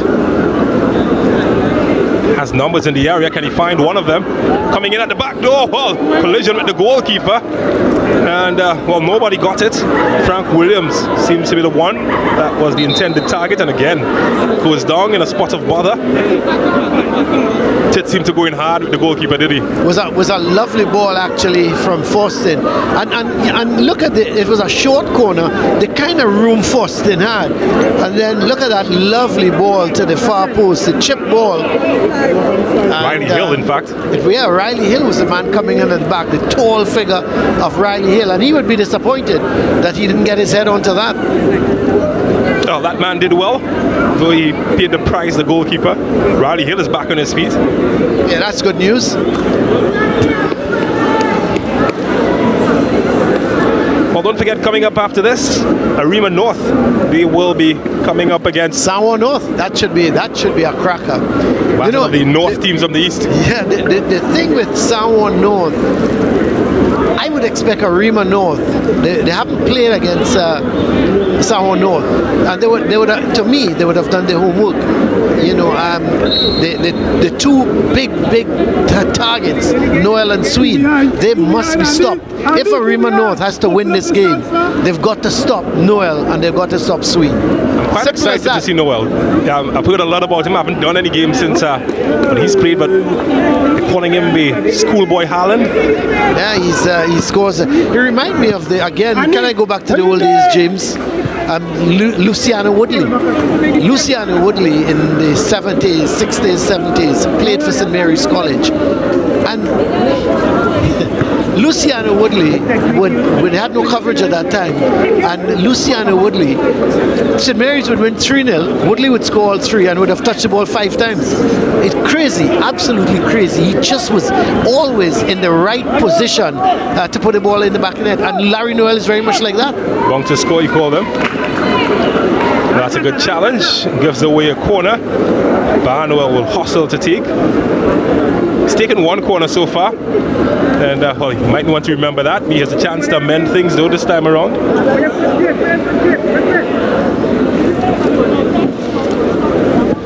Barnwell is deep, looking for Riley Hill. And well, it's still alive with the yellow shirt, and Prince has a wild swing. Balloons into the air. Well, Foston went for the acrobatic and, well, made a circus of it.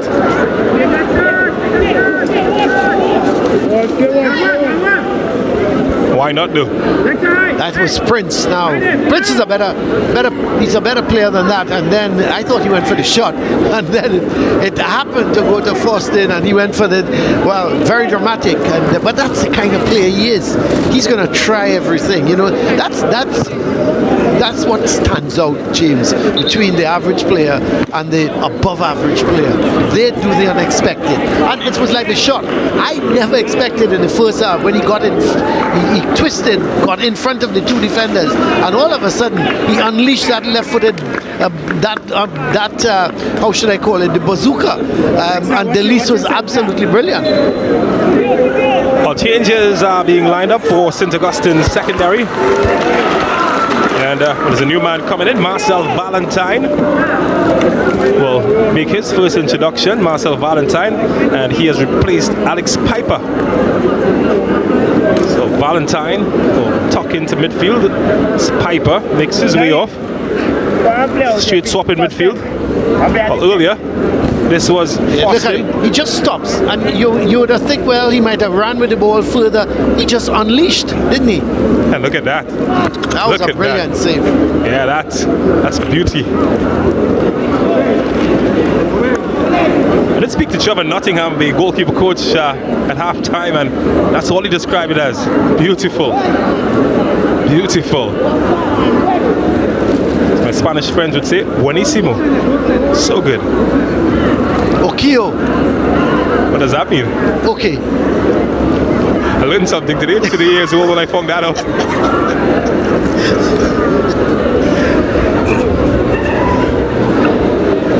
So it's a throw. Quite a bit of hesitation as is a player that is being escorted off the field at the moment. Hence the slightly late that you're seeing. Yeah, it's let's see. Don't think it's. It looks like Andrews. Is it Prophet? No, is it? Andrews might be the player. Yeah, it looks like Andrews, the skipper. Figaro. Foston, who's chopped deeper. Couldn't pick out Frank Williams. And they scramble it away, but not far enough. Riley Hill, though, he runs into traffic, and St. Augustine try to get forward now, and just needed to be ahead of that man. And the pass just wasn't good enough. Gifted possession back to Trinity.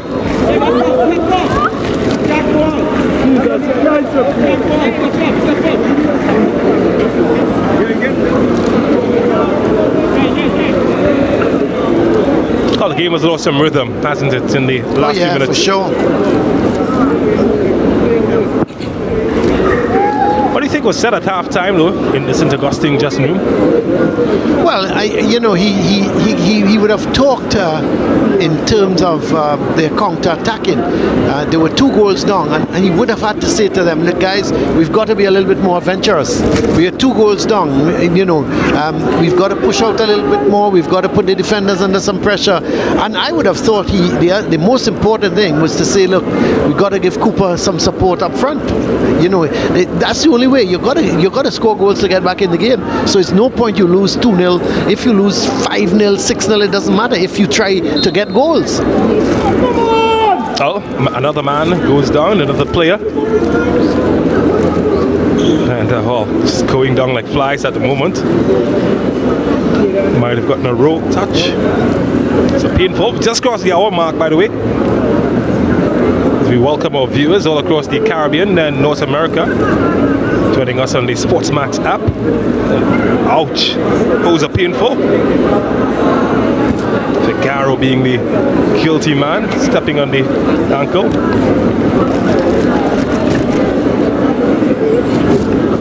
Also say hello to all of those who are looking at us on YouTube via the SportsMax channel. Thank you so much. Don't forget to subscribe. And of course, share the link.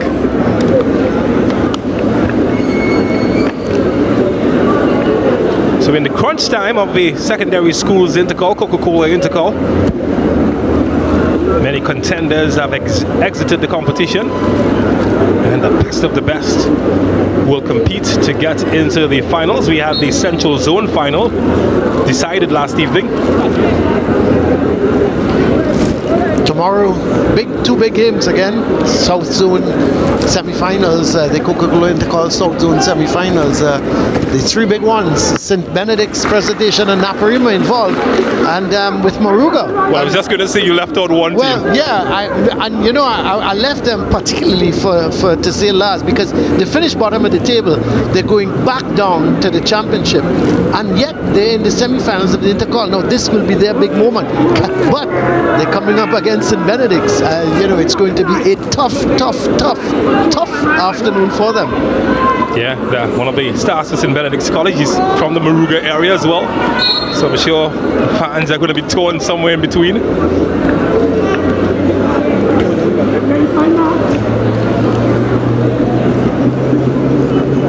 So this is the penultimate area to be decided for the finals, that is. As Colin mentioned, just the South Zone outstanding.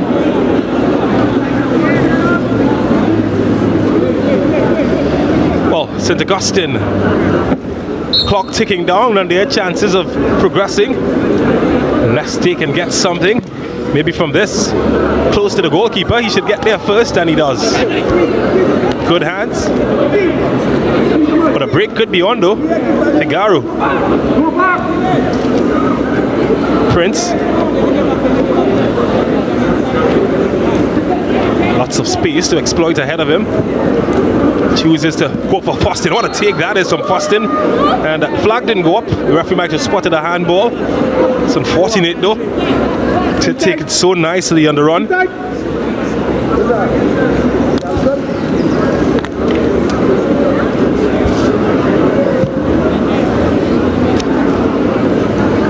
(2-0) Trinity East.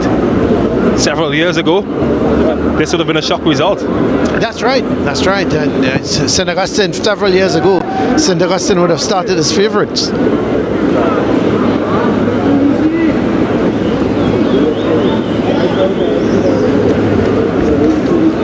Riley Hill looking for Prince. Oh, he finds him well in the crowd. Gets it out to Frank Williams. Back to Prince. While they're tossing and they're scrambling to get it far away from goal. Fostin gets it back under control. Daniel. That's a wayward pass from Daniel. St. Augustine now trying to find that isolated man Cooper. And again, no success. To anticipate that we might have some more changes coming up. Trinity East have already sent players to start warming up. It's Figaro. Can he make a difference? Taking the skipper for a run. Might go all the way through to Frank Williams. A sliding challenge keeps it alive. Still with Fostin. That's a good ball. Well, they're finding more and more space here as the game becomes stretched, and Riley Hill loses it quite easily. Well, said that he bullied his way back to win it. Kroll. And well, tried to find Barnwell, but he miscued his efforts. And St. Augustine here again. Cooper this time gets a touch, and it should be escorted safely back into the hands of the goalkeeper. A little bit of a misunderstanding between him and Whiteman, because he was waiting. Whiteman was waiting for Dalrymple to come forward, and he just realizing that Dalrymple wasn't coming, he had to do the safe thing and he hooked it away. But a little bit again, that is the type of communication you need between the keeper and the defender, because it's always difficult with the defender coming to the goalkeeper, man on his back. He's not too sure if the goalkeeper is going to get there, so communication is the key. And you would know that, James, of course, as a goalkeeper. I mean, whether good or not, I'm not discussing that. I'm just talking about the communication aspect, that you've got to make it, and you've got to be decisive. You've got to tell your defender early, clear it, danger or whatever. You can't wait till the last moment.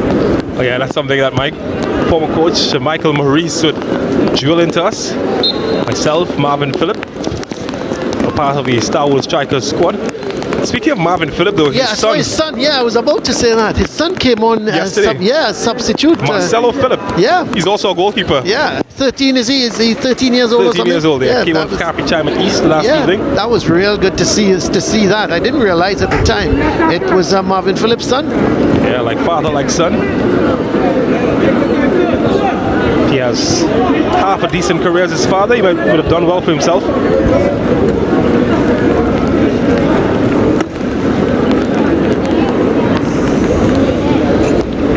Yeah, make that. So we have another 23 minutes left in this game, and still 2-0. And you just have to think that St. Augustine, they need to get a goal from somewhere. And the only way you can get it is by throwing caution to the wind and going after them. that's what they got to do. You've got to throw caution to the wind now, James. At some point in time, St. Augustine, they've got to say, the coach has got to say, well, enough is enough. And let's attack Trinity East now. And even if you give away another goal or two at that point in time, James, it really does not matter. Here's a chance. Well, they can get a chance here, and the flag did go up. And unlucky, although he didn't have the best touch on it. But it's something positive at least for St. Augustine, and you made that point, Colin, and you indeed feel like you need to see more of that, more adventure from St. Augustine. Well, it's starting to rain again here at Larry Gomes. We've had mixed weather. It's been very sunny, and then we've had a drizzle. But looking over to the east, looks up like we're going to get a pretty heavy shower coming our way, James? Yeah, it's a rainbow about as well. Promise. And, well, the weather's been very schizophrenic. And that's being very mild, from hot sun to rain to sun rain to... I don't know what this is. Maybe Faustin can tell us. Oh, look at that! Phenomenal! Well, he had the awareness of a superhero, Jaime Faustin. He came out of nowhere from a searching ball and from a tight angle. Well, he put that into the back of the net, and Daddy somewhere in the stands is smiling. Oh, yes, he is. Must be smiling, because it really... and that's the beauty about this young man. You never know what to expect of him, and that's that's when you talk about a good forward. He came out of nowhere, and he's made it 3-0, and he's put the game to bed now.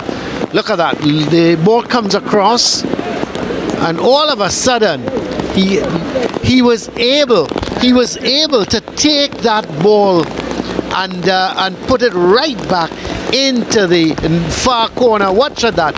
What a good touch. What an excellent touch from this young man.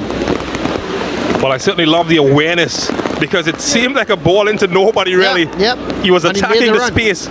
And that's something that a lot of coaches always talk about, attacking the space, and he did that really well. Was that Riley Hill with the cross again? I think, because I've been admiring Riley Hill and his cross balls, but this was one deep onto the far post, and there was Faustin coming from nowhere. But his control, James, there's Daddy Faustin. Happy Daddy. He wants to smile, but he's... Well, there was big grins on his face just a while earlier.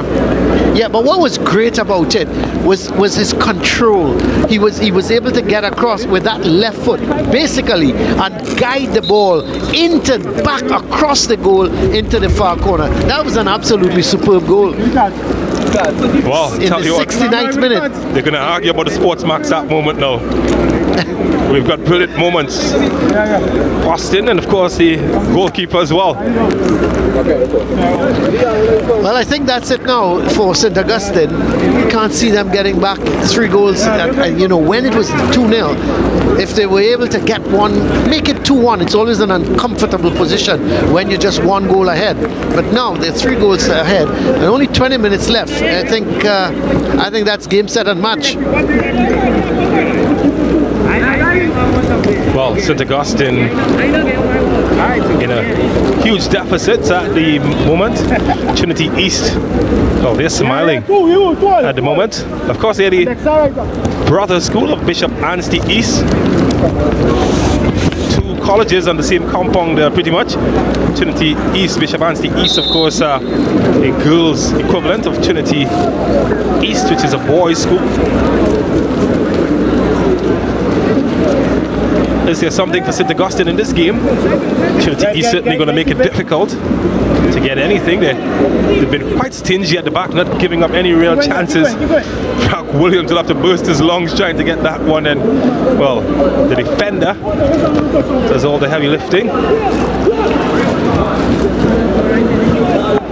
Did see one of the former St. Augustine standouts just a couple of days ago, the youth football tournament. And if you remember the likes of Shane Calderon, former national youth player. Yeah, that's right. I remember him at St. Augustine, wasn't he? Yeah. Well, one little known fact about him is his sister has gone on to be a bit more famous than he is. You might know as Nessa Preppy.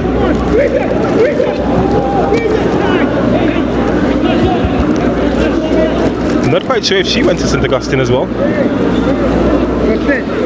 In fact, she went to the school that's coming up next, Arima. Oh, she went to Arima Sec, okay. Dexter, keep it simple.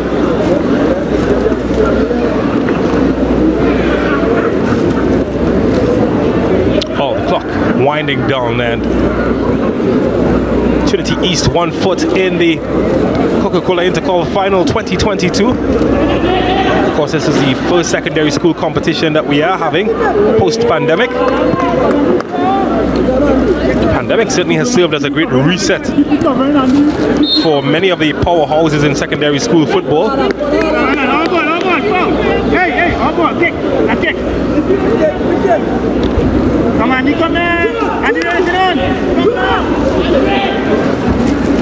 Well, it's gone quite silent, the bench of St. Augustine.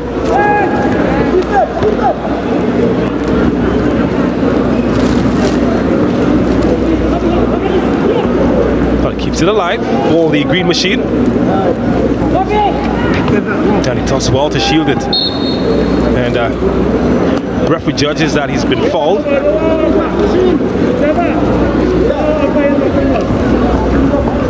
It's a chance for Trinity East to defend.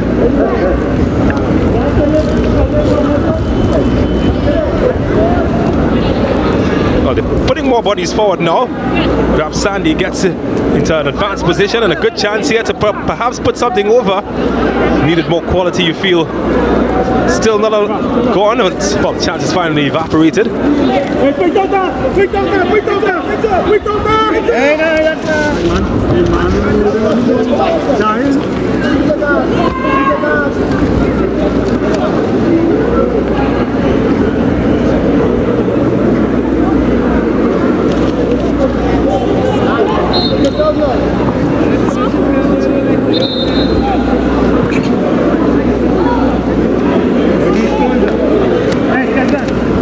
Well, it's all about game management now, you feel, for Trinity East. Been well in control of this fixture.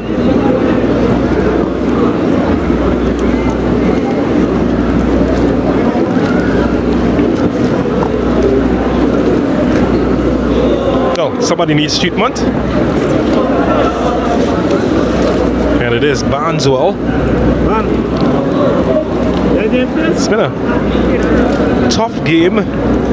Not particularly physically, but in terms of the pace it has been at, particularly in the hot conditions. It's been mainly hot, although we've had some drizzle. Well, there we go, the Dynamos, Arima North Secondary. They've won the E-Zone quite a couple of times. I think the E-Zone, perhaps like the South Zone, has been the most competitive in terms of the number of winners that we've had. Yeah, I think so. I think the East Zone has been pretty competitive, even though San Juan North stand out. But on a given day, this Trinity East side can really cause an upset. Well, headed away. And then, of course, the South Zone, you've got the three big teams. But in general, in terms of winners, like zone winners and in terms of Intercol winners, you think Arima North, they've been winners on a couple of occasions. El Dorado have been winners on a couple of occasions. East, San Juan have been winners a couple of occasions. And the Blue Thunder. And then St. Augustine. That's already 4. You think of the South Zone, you think of Princess Town with a couple of titles, Naparima with a couple of titles, Presentation College, a couple of titles, and of course St. Benedict's College. All national winners and have been zone winners from one time or the other.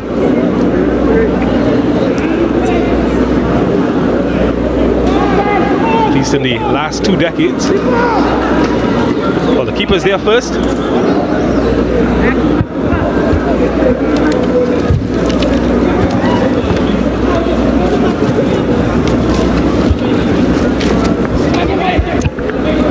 Frank Williams. Oh, what a lovely ball. What a lovely ball. He just gently chipped it nicely over the head of the wing back for Riley Hill to run onto. Really a nice looking ball.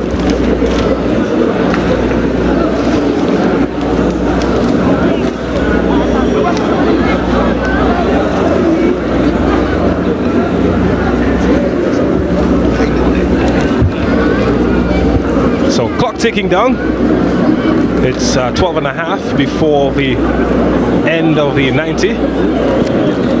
Trinity East quite comfortable at the moment. Oh, that's a good touch. That's the hustle. And he's lost it to Prince, who gives away a throw. He's had a good game. Prince and Riley Hill on the right side. I like both of them. They're giving Trinity East the width they need, and they're certainly playing good football at the moment. This one is sent to Chase, and now you see O'Brien is gone into a striking position, but really and truly he hasn't been they haven't fed him with all that good balls for him to really counter the St. Augustine defense. Well, the game really stretched at the moment. Space on either side for both teams to exploit. That's a good touch on Foston. He's already scored one good goal, but not this time because the defender has put up a stop sign. But what a touch! You're quite right. It was an excellent touch. He took it in his stride, and the defender, he defended well. Trying to be a little too cute there. Well, he's done well to win it back, Foston, showing his defensive attributes as well. And well, the idea was good. All of a sudden he tried to get Hill in by playing that. The easier pass was playing in square, but that's what he does. He does some unexpected things, and that's what makes him a really good player. Well, he was looking for the give and go there. Yeah, Prince he was. Not on the same page, and Prince tries to go alone. The goalkeeper will gobble up easily in the end. He was looking for the 1-2. It would have been interesting had Prince played it back to him, because he might have very well been through the heart of the defense. Oh, that's a big stop sign he ran into there. No room to push forward with Sandy. That's a bad ball.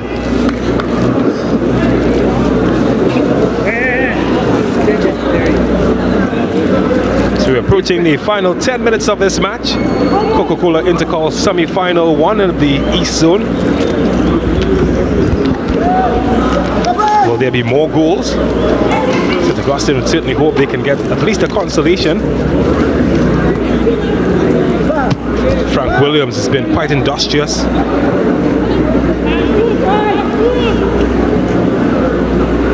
It's cruel. But he's done well to create some half a yard for himself, and this time Foston's touch, it's not very good, but Kroll shows him how it's done. Back with Foston. Frank Williams thought for a moment of sending it on a volley. Prince, oh, he's lost his man well and couldn't find Foston in the end. Just behind him, wasn't it? Had that been in front of him, it would have been an easy tap in for Foston. Kroll has been pushing into more advanced areas now, this central midfielder, and well, thinks that he might have been infringed. The referee assistant doesn't think so. It's a goal kick. So in the final 10 minutes of this game, and still 3-0. So the SportsMax app moment. James, what do you think it is? I'm biased. Let's have a look at the SportsMax I'm thinking app the goalkeeper, moment. but it's debatable. You goalkeepers, this sort of. There we go. I knew I was going to be beat out, just like Foston beat out everybody to get at the back end of that one. It was an excellent goal. What was great about it was the touch. He angled it beautifully into the far corner. Everything about that was good. So good. Buenissimo. And it's our SportsMax app moment. 17, who's coming up here? 17, go on 17.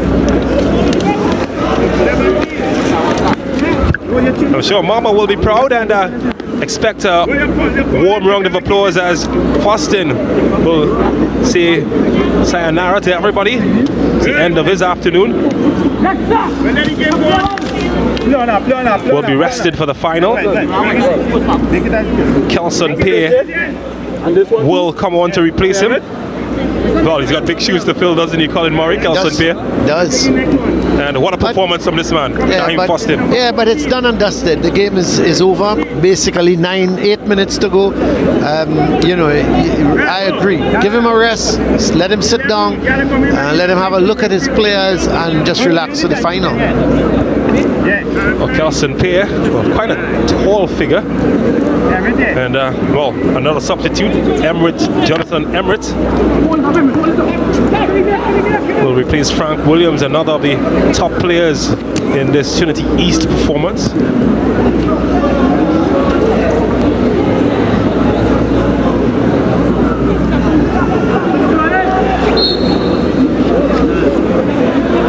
They're choosing to rest players ahead of the finals, it seems. They know that they've got the job completed. Yeah, the job is done. There's no doubt about it. The job is done, and it's just a matter now of Trinity College East just waiting and waiting out managing the last 7.5 minutes, the last 7 minutes of the game. Don't do anything silly to let St. Augustine back into the game. Pop to the substitute and he gets his first touch here. And he's muscled out of it.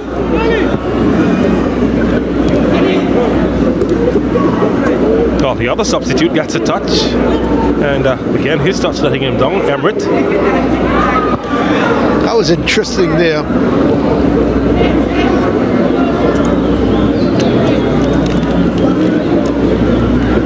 Saying that was an interesting move from Brito. He's had a good game. There's confirmation of the substitutes. Pair coming in for Faustin, and a like for like swap, and then Emmerich coming in for Frank Williams. Obviously, he's worked so hard, Frank Williams, during the course of today, and I think it's a well-deserved rest he's going to get.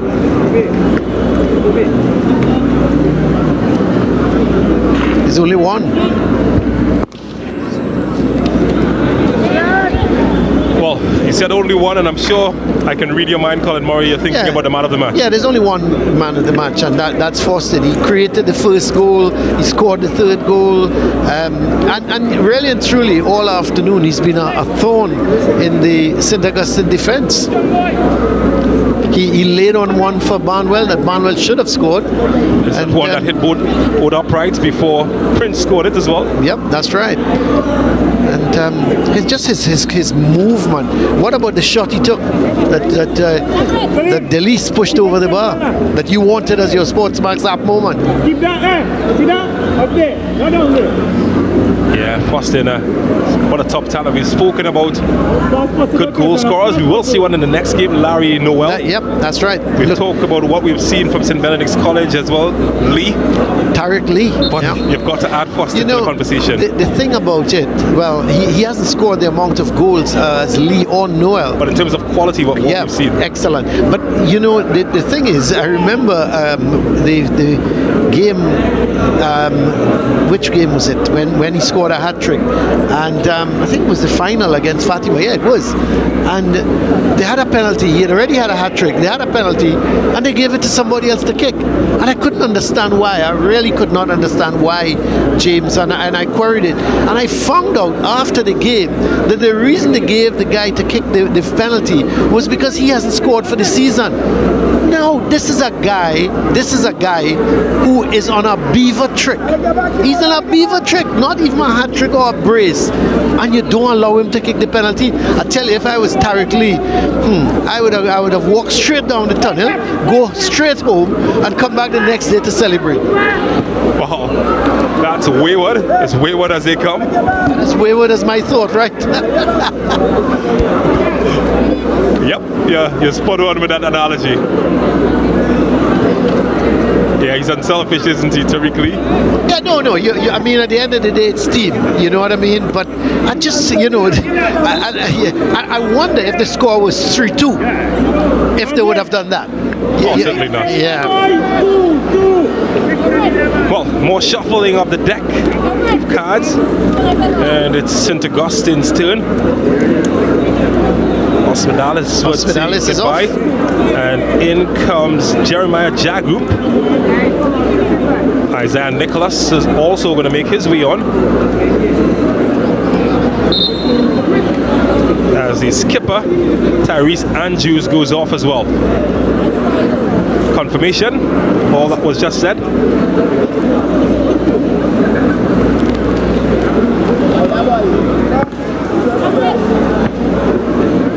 So the skipper take a rest. Tyrese Andrews and Jack Group and Andrews. This is Emmerich. He started a couple games for Trinity East, but as you look at the Trinity East team, and I think they're quite happy and they've settled for the 3-0 victory. He said Emirates, and instantly my mind wandered. He's related to the most famous Emirate that we know of, Riyad Emirate, of course, the TNT cricketer. Yeah, okay, I didn't quite realize that. No, I was asking. No, I don't know. I'm really not sure. It's not the most common surname that you hear. Yeah, that's right. So Riyad is also from the East as well. Yeah, there must be some type of relation. So the Coca-Cola Intercol series has turned out to be quite good, James, so far. I mean, yes, we've had some mismatch when the Premiership teams comes up against the Championship. But, there's always some excitement and there's always something about the Coca-Cola Intercol series that gets the fans going. Yes, the fact that it's uncertain and you can't make errors, you make errors, and that's the end of your season.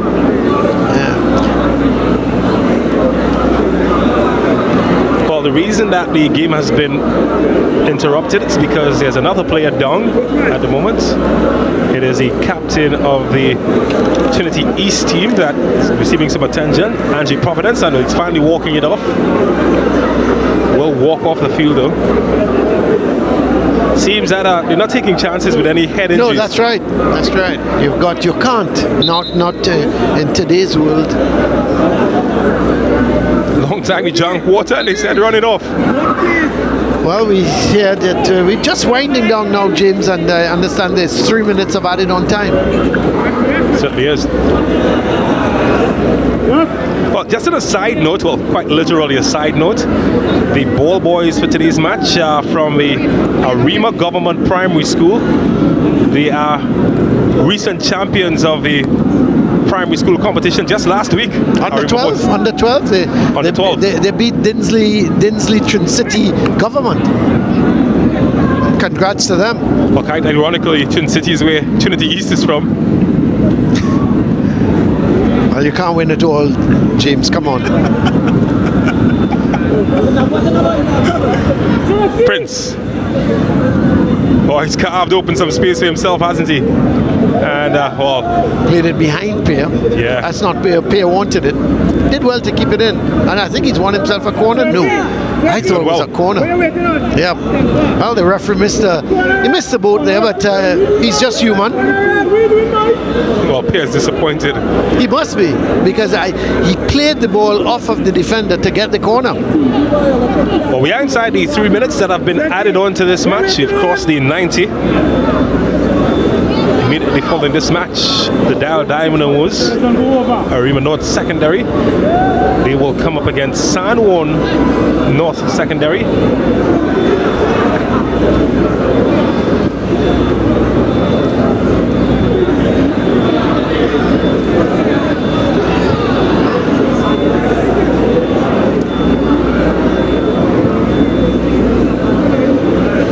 Well, minutes counting down. Kadeem Karabi.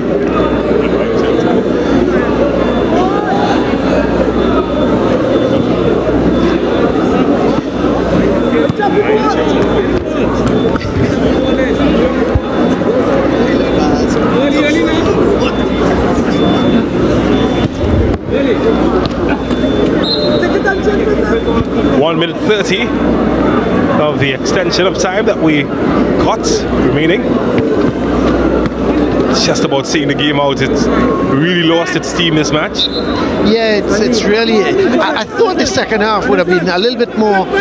How should I put it? Blood and sand type of thing. But it's really it was a tame second half, and really and truly, it's been a walk in the park for Trinity East. They've never really been pressed by St. Augustine.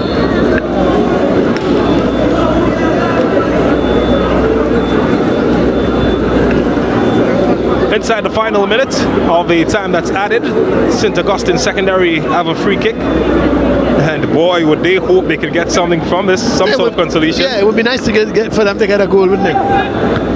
Well, have they? It was deflected off the defender and the post and the goalkeeper. Was that Barnwell? Barnwell on the post, was it? Yes, it was Barnwell. Oh, that's cruel. Well, James, just leave the lotto numbers here for me, please. Because you're calling for a goal for St. Augustine and they nearly got it. Cruel lack of faith. Importantly though, that they got the defender on the last post, because many times we see defenders that the last post is open, but here with the corner, look at Barnwell, he's on that last post defending, and he defended it well. I'll give credit to the goalkeeper as well. Yeah, had it not been there, it would have been a goal, but here's the end of the game. Yeah. 3 blast of the whistle signals the end of 90 minutes, and Trinity East Secondary will march on into the COCA-COLA East Zone final, and they will await the winners of the next semi-final that comes up. Disappointing outing for St. Augustine Secondary, but for Trinity East, joy and jubilation. Your thoughts, Colin? Yeah, certainly an easy game here for Trinity East. They were never really stretched by the St. Augustine team. When you look at it and you think back, they were playing just with one striker, and with the one striker, they struggled in the first half. You thought that maybe in the second half they would have gone a little bit more attacking.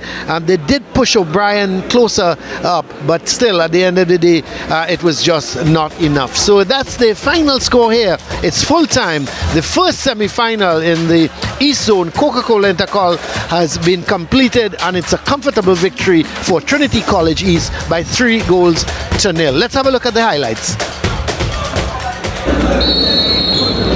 Well, St. Augustine started pretty well. In fact, they had the first shot. It was a cracker, and Dalrymple struggled to hold on to it. And then we saw Faustin with a chance here. Bad angle. It was a very acute angle. He still went for goal, but he couldn't get it over. And then a magical moment from him again. Blowing past the defender. Looked up. Squared it back to Barnwell. Barnwell should have put it into the back of the net. He hit it over the bar. Then the corner came. And there was Prince with a little bit of acrobatics, but couldn't get it on target. This was a really good chance now for St. Augustine. The ball chipped into Cooper. He had the easy task of putting it into the net and didn't. And then Prince with a shot going high over the bar.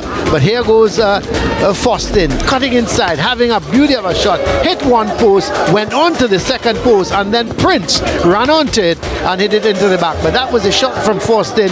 It hit one post, ricocheted off the next one, and Prince put it into the back of the net in the 27th minute to make it Trinity College East 1, St. Augustine 0. And here goes Trinity College East. This is Frank Williams going past the defender, and then Frank Williams put it down into the far corner, and the keeper wouldn't get across in time, and in the 39th minute Frank Williams made it 2-0. But Faustin wasn't finished. He came inside, had a super shot, and then it was just pushed over the bar. That was a super save from the goalkeeper. Second half started much the same. Trinity College East was on the front foot. The shot coming from Frank Williams going just wide, and the pressure continued with Trinity College East. Faustin chips that ball nicely to the far post. Hill came in, couldn't get the header, and it went outside for a goal kick. And then this was Prince with this acrobatic attempt from Faustin as the ball was played airborne by Prince. And St. Augustine coming back into it, having a shot, but really Dalrymple was in trouble. Then Hill with a cross, and Faustin coming in at the far post. What a good goal. He was able to just get it under control nicely, and he put it into the far net, and there is Faustin making it 3-0, and that was all she wrote for this game. Comfortable winners, Trinity College East by 3-0. Let's have a look at the stats now. 13 shots to 9, 6 shots on target for Trinity College East, 5 for St. Augustine Secondary, 4 fouls to 1. There were no yellow cards in the game, no red cards, no offsides. 8 corners for Trinity College East, none for St. Augustine.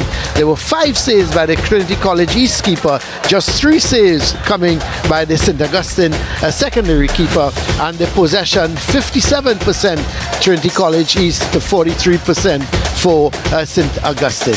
Let's go down to Hans. He's got the man of the match with him.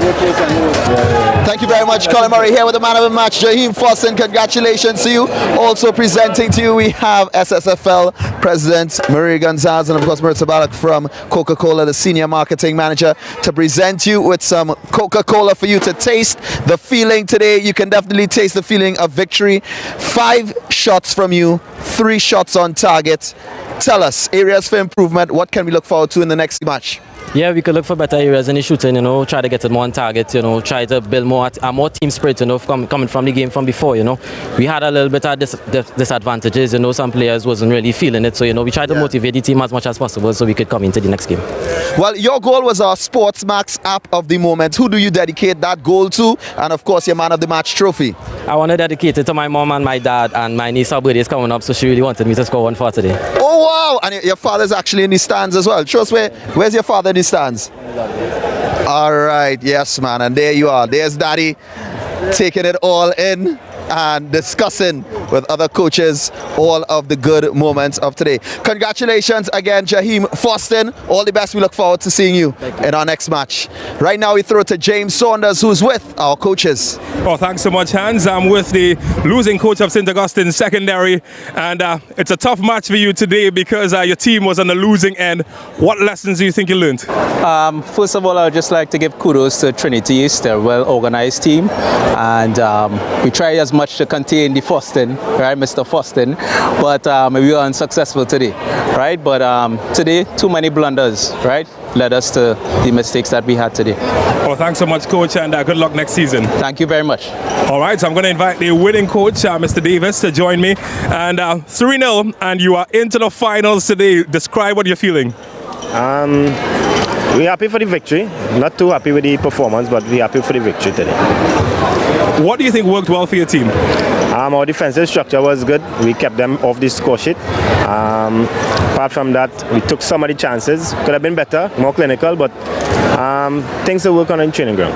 Looking ahead to the finals, firstly, who would you like to get to the finals in San Juan and Arima, and what can we expect from your team in that final? It doesn't matter who we get. Yes, we just have to put in the performance. We have to work against them. If it's on anything, maybe I would like to play Arima, because Coach Sheppy is with Arima, so let's go with Arima for that. Oh, thank you so much and good luck, my friend. All right, man, thanks. All right, well, Hans Beans, he's standing by with the coaches of Arima Secondary and San Juan North. Well, thank you very much, James. First up, coach of San Juan North Secondary School, Jerry Moore. Is the team in full form? Any injuries, anything we should be aware of today? No, we're 100% today. Tell us about your strategy in this matchup. Well, the philosophy is based on the score in the game. I mean, a lot of people think tactics is something special, but your game plan is based on the score. If we score first, then we know how we operate. If we don't, we know what we have to do. So the score does determine the game plan.